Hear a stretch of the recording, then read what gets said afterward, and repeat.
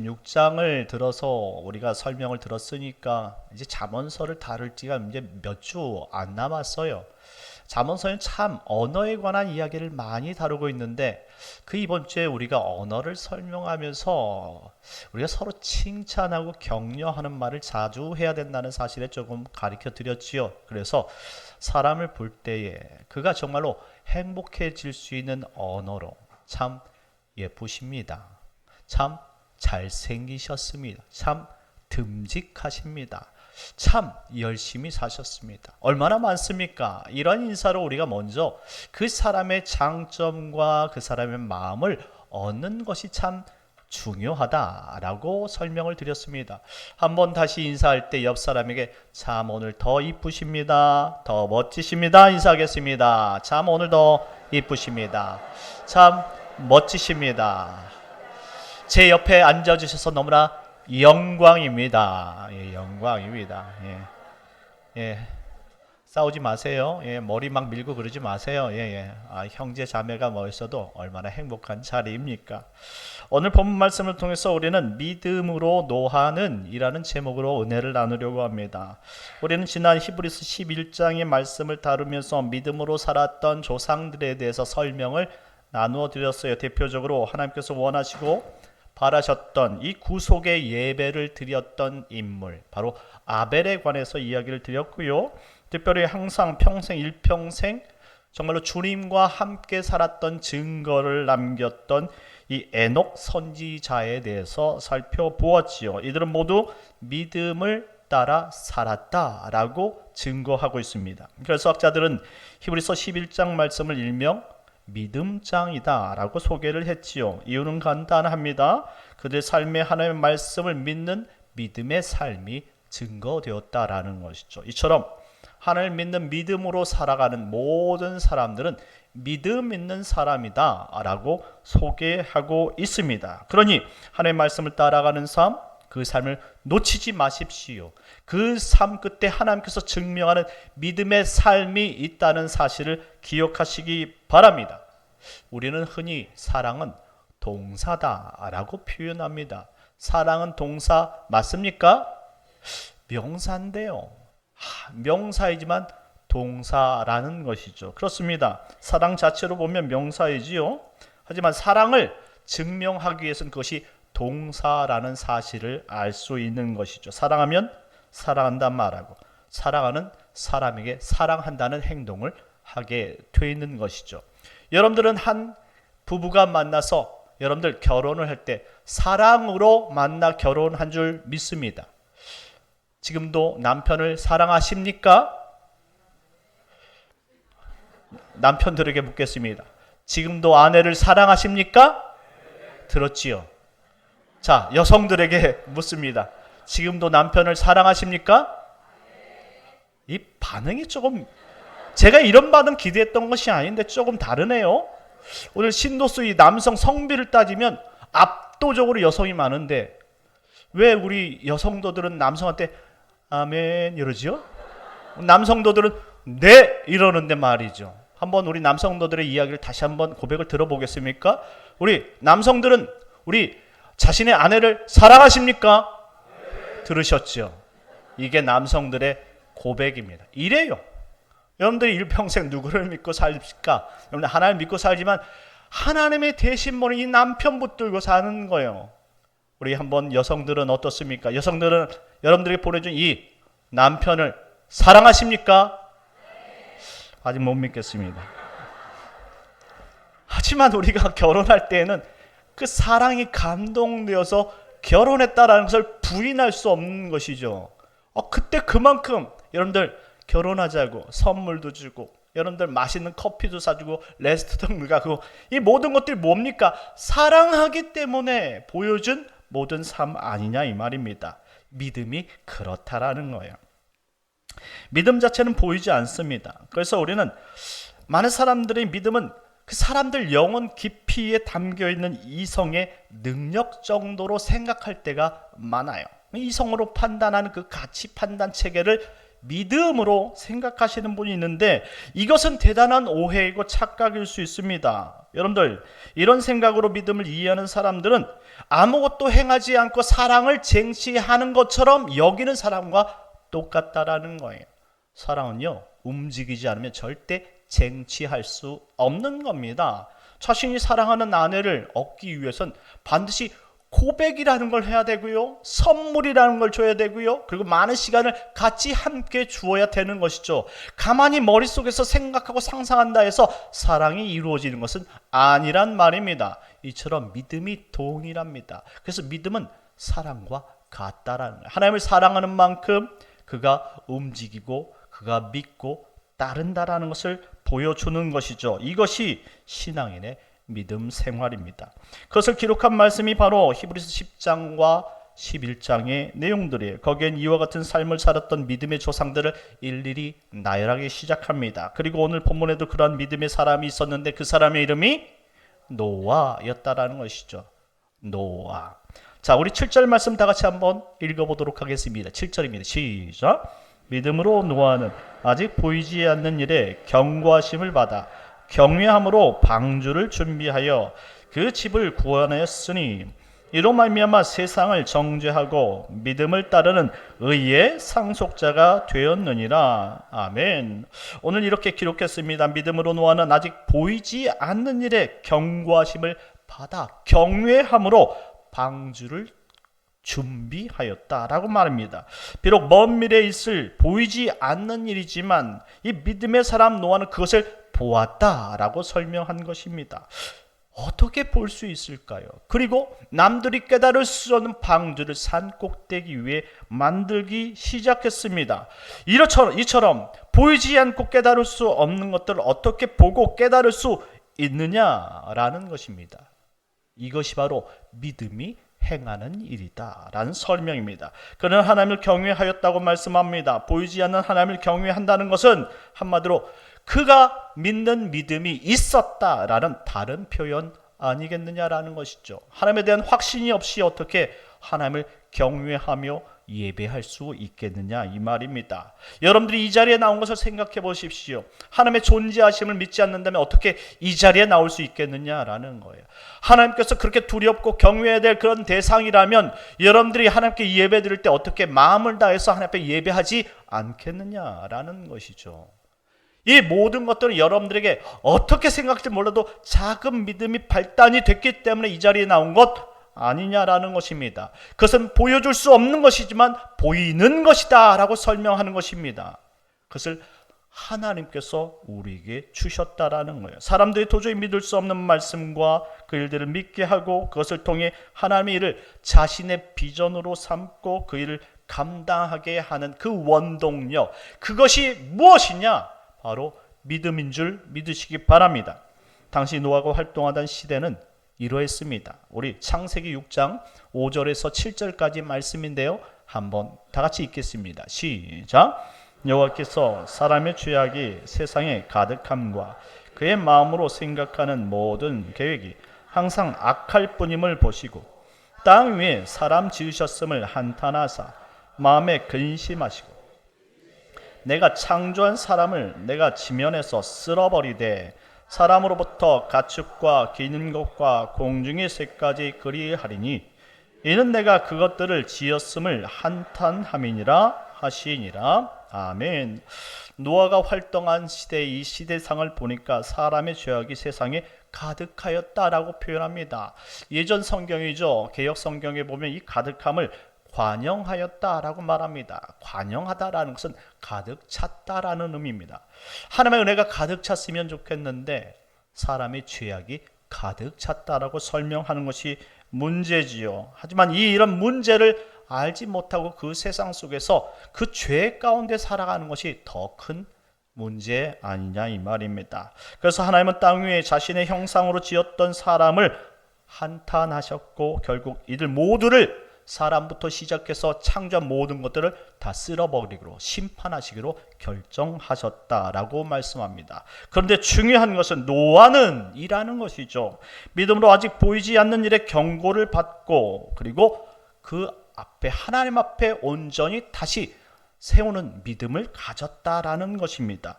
어떻게 그럴 수 있느냐 이 말입니다. 세상 사람 모두가 다 타락해서 하나님을 등지고 있는데 어떻게 노아만 그렇게 하나님의 말씀을 믿고 살아갈 수 있었느냐라는 것입니다.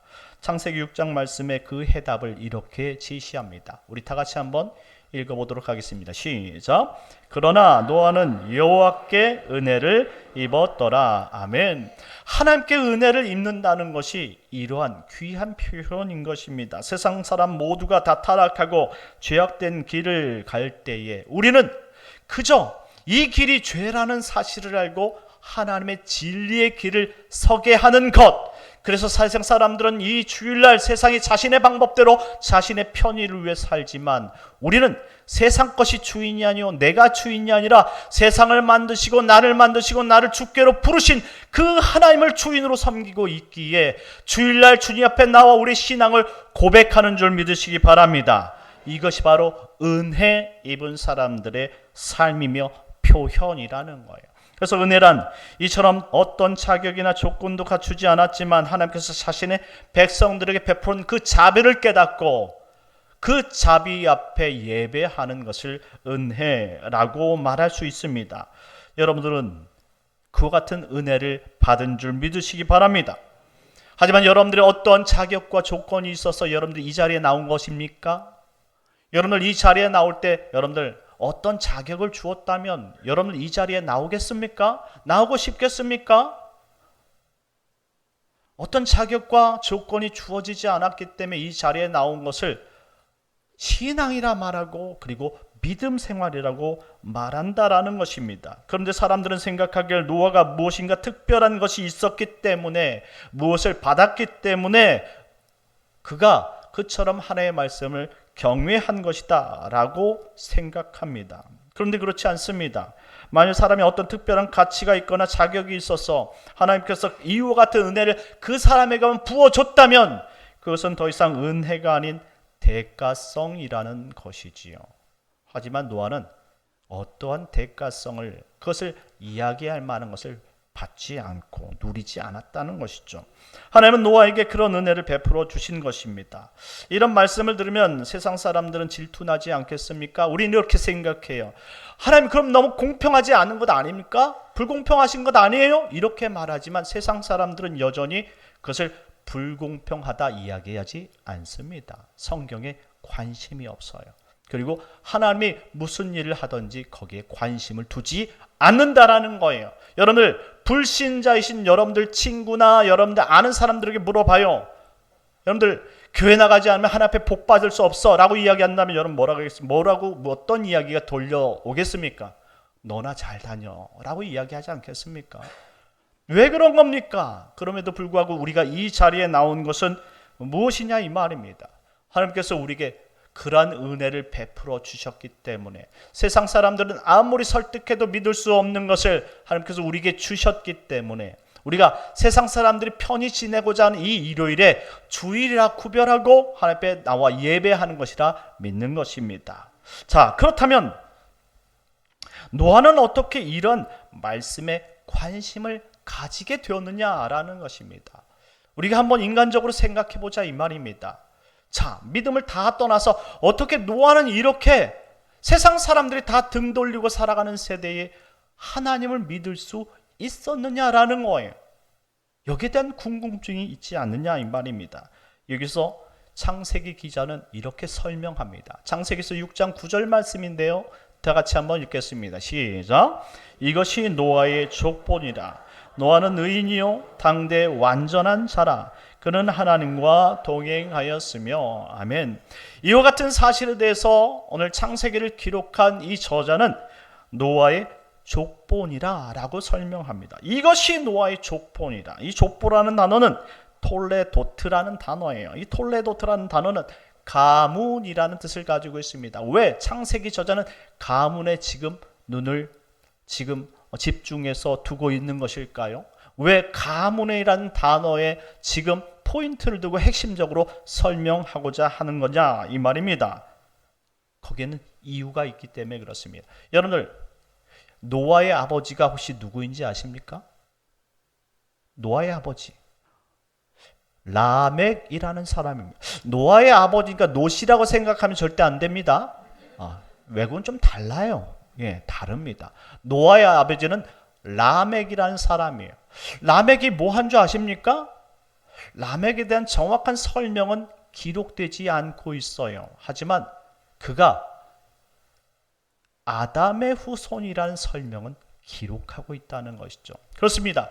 라멕의 아들 노아라 설명하면 우리가 잘 모르겠지만 아담의 구대선 노아라 설명하면 그때부터 방향성이 달라진다 이 말입니다. 자, 아담의 아들은 누굽니까? 가인과 아벨이었어요. 그래서 히브리서 저자가 제일 먼저 언급했던 사람은 아벨이었습니다. 아벨은 어떤 예배를 드렸습니까? 속죄의 제사 그리고 피의 제사를 드렸다 말씀드렸죠. 이 피의 제사, 속죄의 제사만이 자신의 죄를 사할 수 있다는 그 언약을 들었기 때문입니다. 누구로부터 들었을까요? 아담으로부터 들었기 때문에 가능한 거예요. 그런데 왜 가인은 그런 제사를 드리지 못했느냐 이 말입니다. 생각해 보세요. 이게 하나님의 은혜라는 거예요. 아무리 복음을 듣는다고 해서 여러분들 다 믿는 것은 아니더란 말씀이에요. 여러분들 자녀들에게 복음을 그렇게 많이 설명해도 여러분들 교회 나오기를 주저하고 오히려 여러분들 대항하고 반대하지는 않냐 이 말이죠. 그리고 많은 친구들 가운데 복음을 아무리 설명해 준다 할지라도 그 복음을 다 자신이 듣고 아멘 하는 사람이 있느냐 이 말입니다. 대부분 100이면 100 다 복음에 대해서 반응을 보이지 않을 것입니다. 그런데 아벨은 달랐어요. 왜냐하면 이 아벨은 아담이 자신의 아버지가 행해준 이 복음을 진실로 믿는 믿음이 있었기 때문에 그렇습니다. 결과적으로 어떻게 됐습니까? 가인에게 들판에 돌로 맞아 죽게 되었어요. 그런데 이 아벨을 대신하여 낳은 아들이 바로 셋이라는 아들이었어요. 아담의 이 아벨을 대신한 아들 셋. 이 셋이란 이름의 뜻은 대신하다라는 의미예요. 누구를 대신한 겁니까? 바로 이 속죄의 제사를 드렸던 아벨을 대신한 사람이라는 의미예요. 비로소 그가 예수 그리스도를 믿는 신앙을 갖게 된 것이죠. 하나님께서 이처럼 속죄의 제사를 드리는 사람에게 하나님의 자녀가 되는 권세를 주신다는 사실을 알게 된 것입니다. 그러니 세세감부터 시작해서 모든 사람들은 다 이와 같은 족보 안에서 하나님을 어떻게 인식하냐면 나의 죄를 구원하신 분으로 인식하는 것이죠. 그래서 이와 같은 속죄 제사는 먼 미래에 오실 예수 그리스도를 상징한다라고 설명을 드렸습니다. 모두가 예수 그리스도를 믿는 사람들은 속죄의 제사를 가지고 오직 하나님 앞에 예배를 드렸던 사람들이다라는 것이죠. 여러분 노아는 어땠습니까? 노아는 하나님 앞에 예배하는 사람이었어요. 노아가 여러분들 심판을 마치고 이 땅에 처음 와서 행한 일이 무엇인 줄 아십니까? 바로 예배하는 일이었다 이 말이죠. 이처럼 이와 같은 족보를 언급한 것은 이와 같은 신앙을 물려줄 수 있는 그 가정이 얼마나 아름답고 행복한지에 대해서 말씀해 주고 있는 것이죠. 신앙은 이처럼 부모가 자녀에게 물려줄 때 그 은혜를 다음 세대에 전수하는 것과 동일하다는 사실을 기억했으면 좋겠습니다. 그 나만 예수 잘 믿어서는 안 되는 거예요. 내가 믿는 이 예수가 확실하다면 이 믿는 예수를 다음 세대인 자녀 세대까지 물려줄 때에 그것이 우리 가정에 행복한 은혜가 넘치는 가정인 줄 믿으시기 바랍니다. 이와 같은 가정이었다 이 말입니다. 그래서 노아는 하나님의 은혜를 받고 살았는데 그 은혜를 세 가지로 오늘 가르쳐 주고 있는 것입니다. 자, 첫째, 노아는 의인이라 말씀합니다. 이 의인이란 단어는 짜디크라는 단어예요. 이것은 의로움을 덧입다라는 뜻을 가지고 있습니다. 자, 믿음이라는 것은 의로움을 덧입는 행위라는 거예요. 그런데 여러분들 이것은 의로움을 입는 행위에서 끝나는 것은 아닙니다. 칭의라는 것은 너희가 하나님의 백성이라는 사실을 인정받는 행위 그 자체이기 때문에 그렇습니다. 그렇기 때문에 이런 행위를 갖는 것은 이런 칭의를 갖는 것은 우리 그리스도인들에게 너무나 중요한 일인 줄 믿으시기 바랍니다. 하나님께서 이런 믿음을 가진 노아에게 그런 칭의를 허락하셨다라는 거예요. 하지만 세상의 많은 사람들, 하나님을 등지고 배반하고 따르지 않는 많은 사람들은 이와 같은 칭의를 허락하시지 않았다라는 거예요. 그러니 이러한 칭의를 전수받는 것 얼마나 아름답고 행복한 일인지 우리가 생각해야 된다라는 것입니다. 하나님의 자녀가 된다라는 것은 이처럼 듣기만 해도 결국 행복의 결과를 가진다는 사실을 이해해야 합니다. 그래서 오늘 이 노아를 통해서 우리가 알아야 될 것은 신앙은 전수되어져야 된다. 하나님의 의가 나에게 임한 것처럼 임한 그 의를 다음 세대에게 분명히 전해 주어야 된다라는 거예요. 아담이 여러분들 언제까지 산 줄 압니까? 아담은요, 이 노아의 아버지 라멕 때까지 살았어요. 여러분들, 노아의 아버지 라멕 때까지 살아면서 행한 것이 무엇일까요? 복음을 전수하는 일이었어요. 자신이 믿은 그 하나님, 자신 떳떳이 하나님께서 천지를 창조하시고 자신을 그 에덴 동산에서 살게 했다는 것을 본인이 경험한 사람, 목격한 사람 아닙니까? 그 하나님을 라멕에게까지 전달해주고 그 말씀을 받았던 이 라멕이 드디어 이 노아에게 그 신앙을 전수해 주었다, 이 말인 것이죠. 그러니 노아는 이것을 어렸을 때부터 듣고 보고 배웠더니 하나님의 의로움을 입는 하나님의 백성이라는 사실을 인칭받은 줄 믿으시기 바랍니다. 둘째는 노아는 완전한 자라고 설명합니다. 완전한 자.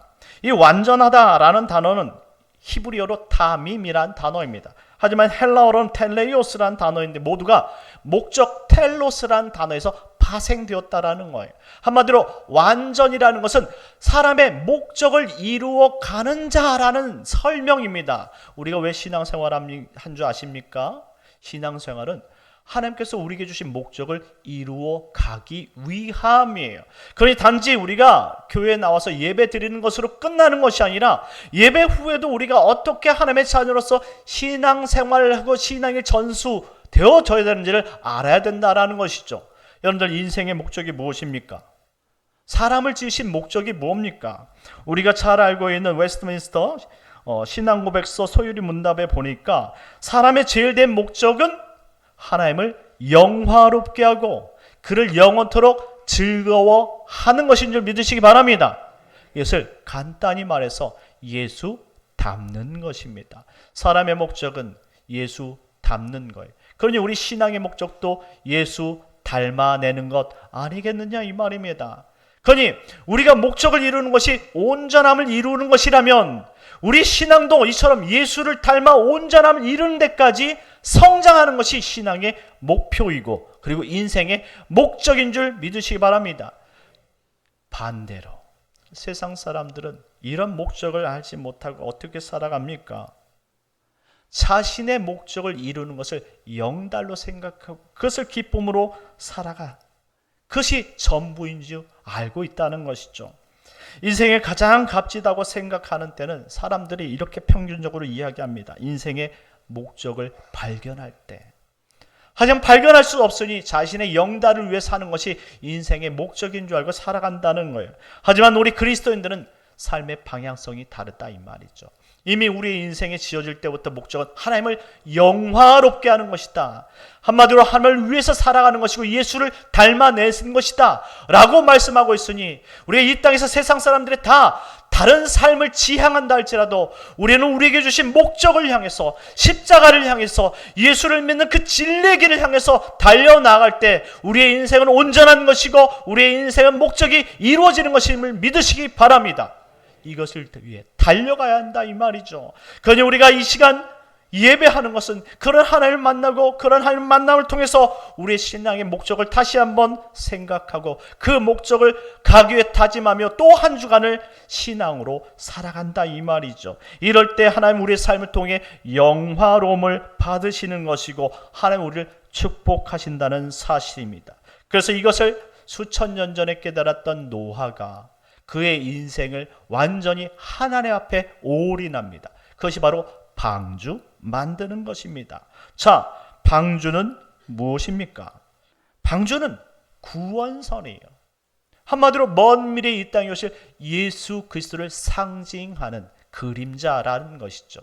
그가 방주를 만들었다라는 것은 다른 말로 그가 예수를 닮아갔다라는 표현입니다. 어떻게 해서든 예수님께서 이 땅에 오실 그러한 일들을 만들어낸 그러한 사람, 세상 사람 모두가 다 하나님을 부인하고 떠나고 외면한다 할지라도 오직 하나님만을 바라보고 순종했던 그 사람, 그 사람은 하나님은 온전한 자라고 말씀한 것입니다. 여러분 지금 여러분의 인생 앞에 온전하십니까? 여러분의 신앙은 온전하냐 이 말입니다. 여러분의 인생은 온전하냐 이 말입니다. 여러분들 하나님의 은혜를 덧입고 하나님의 온전을 누리는 복된 성도님들 되시길 예수님의 이름으로 축원합니다. 마지막 세 번째, 노아는 하나님과 동행하는 자라고 말씀합니다. 하나님과 동행하는 것이 은혜이고 복인 줄 믿으시기 바랍니다. 6장 3절 말씀인데 창세기 6장 3절 다 같이 한번 읽어보겠습니다. 시작. 여호와께서 이르시되 나의 영이 영원히 사람과 함께하지 아니하리니 이는 그들이 육신이 됨이라. 그러나 그들의 날은 120년이 되리라 하시니라. 아멘.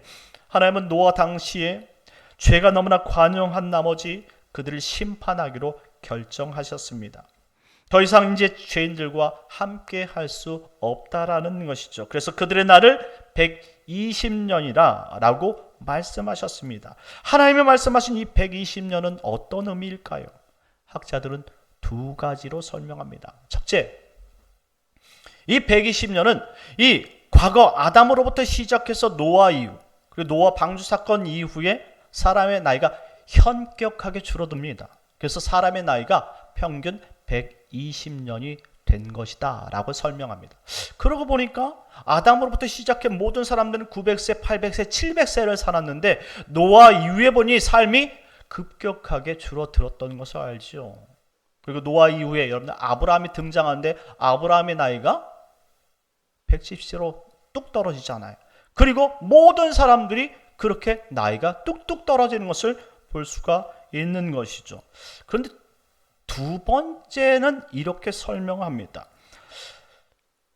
노아 방주 이후에 사람의 나이가 120년으로 급격하게 떨어진 것이 아니라 하나님께서 노아 시대에 지금 사명을 주시고 그 사명을 받은 후부터 하나님께서 노아의 방주가 다 완성되어지고 심판하기 전날까지 기간을 120년으로 말하는 것이다. 그래서 이와 같은 학설이 더 많은 지지를 받는 것이죠. 그렇습니다. 지금 하나님께서 노아에게 그런 사명을 주신 거예요. 세상 사람들이 방황하고 방종하고 하나님 앞에 돌아오지 않고 영광 돌리지 않을 때에 하나님은 노아에게 사명을 주신 것이죠. 그리고 말씀하신 것, 120년 후에 심판이 있을 것이다. 이 말이 120년 동안 그 인간의 날이 될 것이다. 120년은 그럼 무엇입니까? 사람들에게 회개할 수 있는 기간을 주신 것이다 라는 거예요. 아무리 120년이면 이것은 인간이 살 수 있는 넉넉한 기간 아닙니까? 하나님께서 그토록 은혜와 자비를 베푸시는 그런 하나님이십니다. 그리고 이 120년은 이 에녹의 선지자 아들 무두셀라가 인생 가운데 가장 오래 살지 않았습니까? 969세. 한마디로 1000년 가까이 산 이 인물이 살았던 기간을 의미합니다. 이 에녹이 무두셀라를 낳는데요. 이 무두셀라는 세상의 끝을 보낸다라는 의미를 가지고 있습니다. 심판의 메시지를 가진 것이죠. 그래서 이를 선지자라 말하고 복음 전달자라고 부르는 거예요. 일평생 동안 예수 그리스도께서 이 땅에 오셔서 행하신 그 말씀을 그 이름 하나에 담고 다녔던 거예요. 1000년이라는 시간을 세상의 끝이 올 거야. 무두셀라가 왜 그렇게 길게 살았냐면 하나님의 은혜가 그렇게 끝이 없을 정도로 무한하시다라는 사실을 보여준 거예요. 그래서 노아가 방주를 다 만들고 들어가던 그 해 무두셀라가 969세를 살고 죽었던 것이죠. 그리고 심판이 이 땅에 비같이 쏟아져서 하나님께서 말씀하신 대로 모든 인류와 생명체가 다 피로 생명을 잃게 된 것이죠. 중요한 것은 그겁니다. 이와 같은 신앙을 전수받았느냐라는 것이죠. 노아는 아담으로부터 배운 그 생명의 말씀을 통해 120년 방주를 짊어지고 세상 사람들의 손가락주가 비난이 있었겠지만 그것을 자신의 사명으로 하고 예수 닮기 위해 생명을 구원하는 방주를 만든 것이 인생의 전부였다 이 말입니다. 하지만 세상 사람들은 비난하고 자신의 일에 흠뻑 빠져서 제 각기 했지만 결국 돌아오는 것은 사람들이 손가락했던 노아의 삶을 하나님께서 들어주시고 칭찬했다라는 것이죠. 반대적으로 하나님을 배반하고 하나님의 말씀을 들을 수 없었던 세상 사람들은 저주를 받고 결국 심판하여 지옥에 갈 수밖에 없었다라는 것입니다. 이것이 믿음이 있는 자와 없는 자의 마지막 차이라는 사실을 기억하시기 바랍니다. 노아가 하나님과 동행하였다는 것은 이처럼 세상이 심판받는 전날까지 하나님이 그와 함께 하심을 나타내 주셨다라는 거예요. 우리는 언제 주님이 이 땅에 오실지 정확히 알 수는 없습니다. 하지만 하나님께서 성령으로 우리와 동행하심으로 말미암아 심판 전까지 우리를 인도하실 줄 믿으시기 바랍니다. 이 믿음을 가지고 우리가 살아가는 것이 이처럼 귀한 것이고, 이 믿음을 나만 가지고 살아가는 것은 나에게서 정말 행복함이라고 말할 수 없어요. 나에게 주신 자녀들에게도 이와 같은 믿음을 전달하고 그들도 나와 같이 마치 아담이 7대손 8대손과 함께 그 믿음의 향유를 같이 누렸던 것처럼 우리도 우리 자녀들과 믿음의 향유를 같이 누림으로 말미암아 모두가 주님 앞에서 행복한 예배자라는 사실을 두 눈 뜨고 볼 때 이것이 진정 행복한 인생이라는 것을 고백하게 되는 것입니다. 그러니 방황하지 마십시오. 여러분의 인생을 아름답게 지으신 그 하나님 앞에 여러분의 인생의 목적을 다시 설계하고 하나님께서 부르신 목적을 이루어갈 수 있는 성도들이 되어야 된다는 말씀입니다. 이것을 위해 여러분들의 믿음을 주셨고, 그 믿음은 오늘도 여러분의 양심을 두들고 여러분의 귀와 영혼을 두들겨서 주의 말씀을 따르는 것이 곧 진리의 길을 걷는 것이, 그 길 끝에는 생명이 있고 그 길 끝에는 하나님의 영광이 있다는 사실을 알게 한다는 사실을 귀담아 들으시길 바랍니다. 마지막으로 오늘 본문이었던 히브리서 11장 7절 말씀을 다시 읽고 마치도록 하겠습니다. 다 같이 읽겠습니다. 시작. 믿음으로 노아는 아직 보이지 않는 일에 경고하심을 받아 경외함으로 방주를 준비하여 그 집을 구원하였으니 이로 말미암아 세상을 정죄하고 믿음을 따르는 의의 상속자가 되었느니라. 아멘. 믿음으로 노아는 하나님을 경외하고 살았더니 결국 의의 상속자가 되었느니라. 그는 믿음으로 천국의 문에 들어갔다라는 이 놀라운 귀한 축복의 말씀을 부여잡고, 비록 보이지는 않는 마치 하나님이 없는 것 같이 부인하는 세상 속에서 오직 믿음 하나 붙잡고 주의 말씀을 들고 끝까지 투벅투벅 믿음의 길을 향해, 진리의 길을 향해 굽히지 않고 달려나갈 수 있는 복된 우리 목포영답교회 성도님들 되시길 예수님의 이름으로 축원합니다. 우리 시간 다 같이 잠시 하나님, 일주일도 이 믿음으로 살았던 노아처럼 믿음으로 살게